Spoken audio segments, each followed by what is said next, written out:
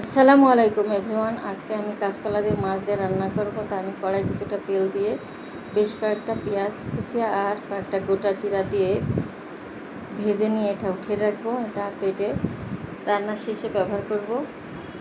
আমি কড়াইয়ে কিছুটা তেল দিয়ে মাছগুলো লবণ হলুদ মাখিয়ে রেখেছিলাম, ভেজে নেব। মাছগুলো এক পাশ হয়ে গেছে, উল্টে দিয়েছি। এভাবে বাকি মাছগুলো আমি সব ভেজে নেব। তা আমি কড়াইয়ে কিছুটা তেল দিয়ে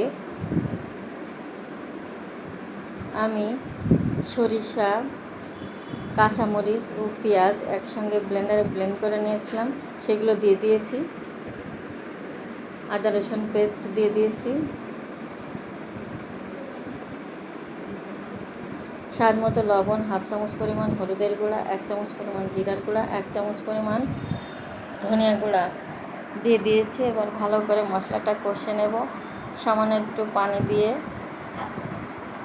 তা আপনারা আমার ভিডিওটা কে কোথা থেকে দেখছেন, যদি ইউটিউব চ্যানেল থেকে দেখেন তাহলে অবশ্যই সাবস্ক্রাইব করে দেবেন, আর যদি ফেসবুক থেকে দেখেন তাহলে লাইক কমেন্ট শেয়ার করে আমার পাশে থাকবেন ফলো দিয়ে। তা আমার মশলাটা কষানো হয়ে গেছে, এবার কলাগুলো দিয়ে কষে নেব। একটু নেড়ে নিয়ে পানি দিয়ে কষিয়ে নেব আমি কলাটা।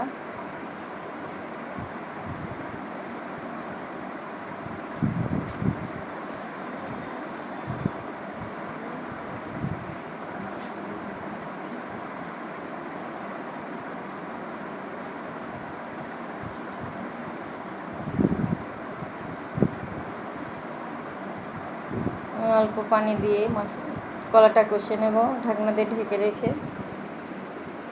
তো আমার কলাটা কষানো হয়ে গেছে, কলা সিদ্ধ হয়ে গেছে। এবার আমি ঝোলের পানি দিয়ে দিয়েছি। এবার ফুটে উঠলে আমি ঢাকনা দিয়ে ঢেকে রাখবো। ফুটে উঠলে মাছগুলো দিয়ে দেব।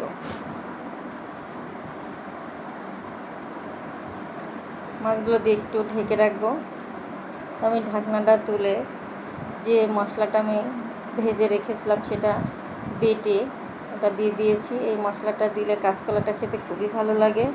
আপনারা জানি না বাসায় কে কে এভাবে করে খান।